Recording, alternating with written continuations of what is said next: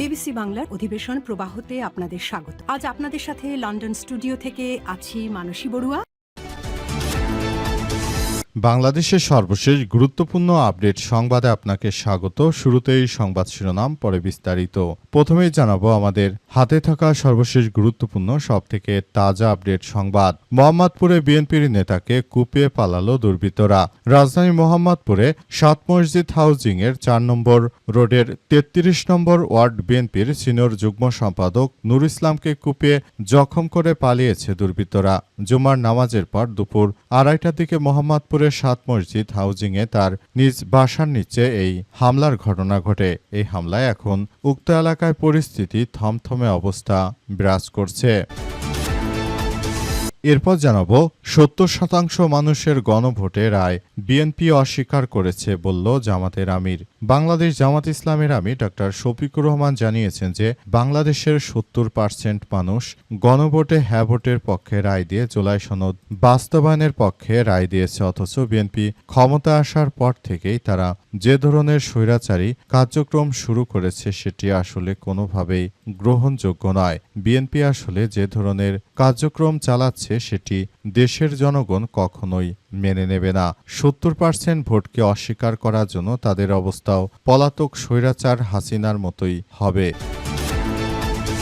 এদিকে বগুড়া সেই ২ ইউনিয়নের নাম পরিবর্তনের নির্দেশ দিলেন প্রধানমন্ত্রী। প্রতিমন্ত্রী ২ ছেলের নামের সঙ্গে মিল রেখে নামকরণ করা বগুড়ার দিগন্ত ও সীমান্ত ইউনিয়নের নাম পরিবর্তনের নির্দেশ দিয়েছেন প্রধানমন্ত্রী তারেক রহমান। আজ বগুড়া জেলা প্রশাসক মোহাম্মদ তৌফিকুর রহমান বিষয়টি নিশ্চিত করেছেন। এবারে জানাবো পদ্মা সেতুর মতো তিস্তা মহাপরিকল্পনাও হবে নিজস্ব অর্থায়নে, বললেন পানি সম্পদ মন্ত্রী। পানি সম্পদ মন্ত্রী শহীদুদ্দিন চৌধুরী আনি বলেছেন যে তিস্তা নদী দীর্ঘদিনের সমস্যা সমাধান এবং উত্তর অঞ্চলের সার্বিক অর্থনৈতিক উন্নয়নের লক্ষ্যে তিস্তা মহাপরিকল্পনা দ্রুত বাস্তবায়নের উদ্যোগ নেওয়া হয়েছে। আবারও শেখ হাসিনা যেমন পদ্মা সেতু তৈরি করে জনগণের ঘাড়ে করের বোঝা চাপিয়েছিল, বিএনপিও তিস্তা মহাপরিকল্পনা বাস্তবায়নের নামে তারা জনগণের ঘাড়ে অতিরিক্ত ট্যাক্স চাপিয়ে দেওয়ার সিদ্ধান্ত নিয়েছে। এবং সর্বশেষ জানাবো রিজার্ভ চুরি মামলা সিআইডির খসড়া চার্জশিটের খবর নাকচ। বাংলাদেশ ব্যাংকের রিজার্ভ চুরি মামলার খসড়া চার্জশিট অভিযোগপত্র তৈরি সংক্রান্ত গণমাধ্যমের খবরকে সম্পূর্ণ নাকচ করে দিয়েছে পুলিশের অপরাধ তদন্ত বা সিআইডি বিভাগ। সেখানে দেখা গিয়েছিল যে সেখানে বলা হয়েছে বাংলাদেশে যারা রিজার্ভ চুরির সঙ্গে সংশ্লিষ্ট এদের মধ্যে বাংলাদেশের তৎকালীন গভর্নর আতিয়ার রহমান জড়িত, কিন্তু এখন পর্যন্ত কাউকে আসলে বলা হয়নি যে কে কে জড়িত। প্রিয় দর্শক, এতক্ষণ শুনছিলেন সংবাদ শিরোনাম, এবারে বিস্তারিত। তবে তার আগে বন্ধুরা অনুরোধ থাকবে এই সংবাদটিতে একটি লাইক দিন। এই চ্যানেলে আপনি নতুন হয়ে থাকলে আমাদের সংবাদটি দেখতে দেখতে চ্যানেলটি সাবস্ক্রাইব করে রাখুন। কমেন্ট করে বন্ধুরা আপনার মূল্যবান মতামত জানিয়ে দিন আপনি বিশ্বের কোন দেশ থেকে বা বাংলাদেশের কোন স্থান থেকে আমাদের সংবাদটি দেখছেন এবং শুনছেন। আর বন্ধুরা, সংবাদটি আপনার সোশ্যাল মিডিয়া ফেসবুকে শেয়ার করে বন্ধুদেরও দেখার সুযোগ করে দিন। গাজা যুদ্ধে আপনি যদি নিরীহ ফিলিস্তিনিদের ভালোবেসে থাকেন বন্ধুরা, কমেন্টে ইয়েস লিখে পুরো বিশ্বকে আমাদের এই তাজা আপডেটটি দেখার সুযোগ করে দিন। এবারে বিস্তারিত।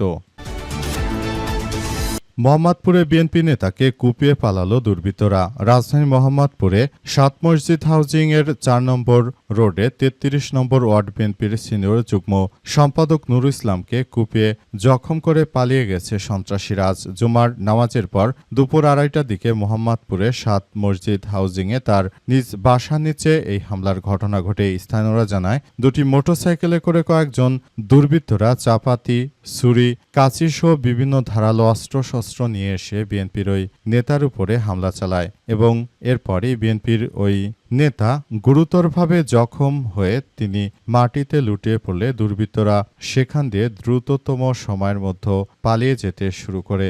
এই ঘটনায় আসলে পুরো পরিস্থিতি থমথমে অবস্থা বিরাজ করছে। সবাই আসলে বিষয়গুলো নিয়ে খুবই গুরুত্ব সহকারে কার্যক্রম চালাচ্ছে।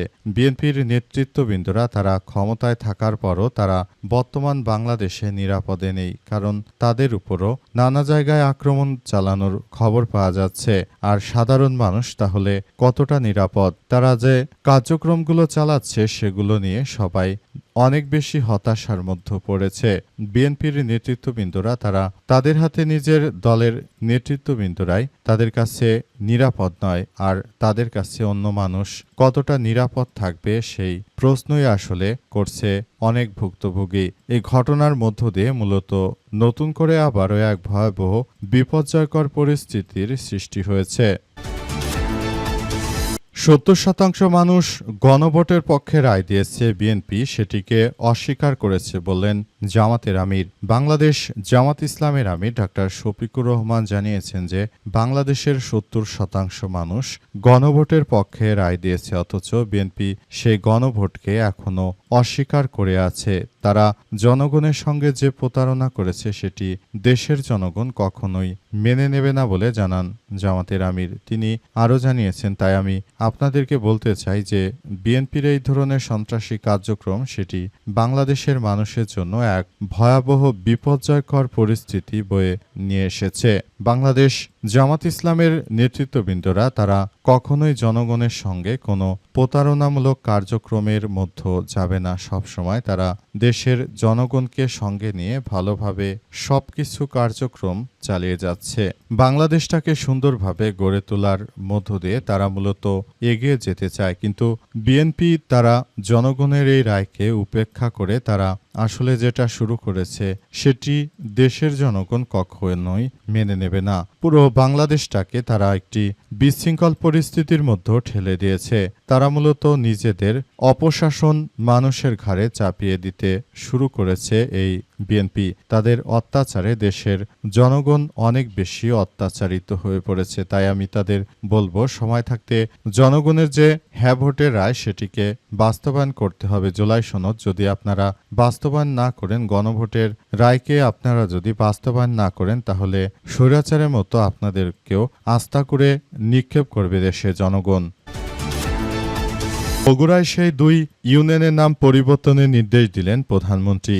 প্রতিমন্ত্রী 2 ছেলের নামের সঙ্গে মিল রেখে এবং তাদের পরিবারের একজনের নামের সঙ্গে মিল রেখে মোট 3 ইউনিয়নের নামকরণ করা হয়েছে।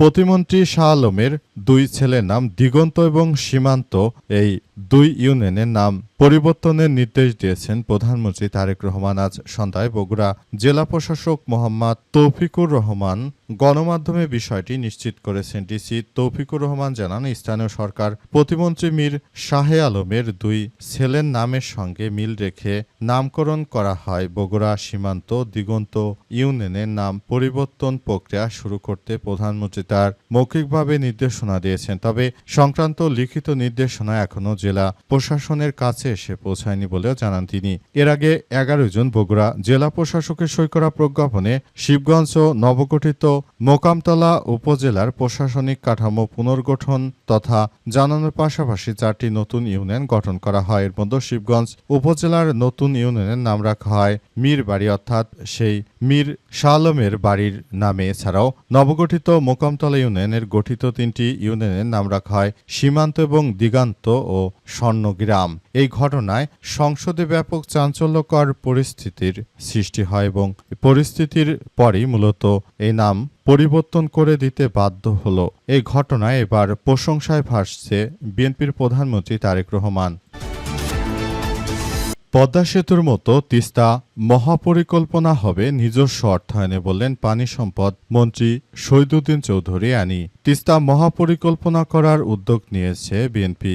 তিস্তা মহাপরিকল্পনা বিএনপি করবে, সেটা হচ্ছে তারা সম্পূর্ণ তিস্তা মহাপরিকল্পনা করতে চাইছে। তারা হচ্ছে সেগুলো করতে চাইছে নিজস্ব অর্থায়নে। শেখ হাসিনা যেমন বাংলাদেশের মানুষের উপর করের বোঝা চাপিয়ে দিয়ে পদ্মা সেতু নামক এক সাদাহাতি মানুষের কাঁধে তুলে দিয়েছিল, এখন বিএনপি নতুন করে তারা তিস্তা মহাপরিকল্পনার নামে এক সাদাহাতি আবারও আমাদের জনগণের ঘাড়ে তারা তুলে দিতে চাইছে। আজ বিএনপির প্রতিমন্ত্রী, বিএনপির পানি সম্পদ মন্ত্রী ও প্রতিমন্ত্রী সহ সবাই এসব কথা বলেছেন। বিএনপির পানি সম্পদ মন্ত্রী শহীদুদ্দীন চৌধুরী আনি বলেন যে আমরা বিদেশি নির্ভর কোনো ঋণ নয়, বরং দেশ থেকে এই টাকাগুলো আমরা তিস্তা মহাপরিকল্পনা করার জন্য সব সেক্টর থেকে আমরা এই টাকাগুলো আসলে নিতে চাই। তাই তারা নিজস্ব অর্থায়নের উপর নির্ভরশীলতা বাড়াচ্ছে। ইতিমধ্যে তারা এসব ব্যাপার নিয়ে পুরোপুরি কার্যক্রম শুরু করেছে। দেখা যাক বিষয়গুলো আসলে কোন দিকে যায় এবং দেশটা কিভাবে কার্যক্রম শুরু করে সেই সব বিষয়গুলো সবাই একসঙ্গে দেখে তারপর পরিচালনা করা হবে। আরও বলা হচ্ছে এই কার্যক্রমগুলো সবাইকে খুবই গুরুত্ব সহকারে তারপর পুরো পরিস্থিতি সুন্দরভাবে চালিয়ে যেতে হবে। আমরা মনে করি বর্তমান বাংলাদেশের জনগণ পুরোপুরি প্রস্তুত তারা আরেকটি সাদা হাতি কাঁধে নেওয়ার জন্য।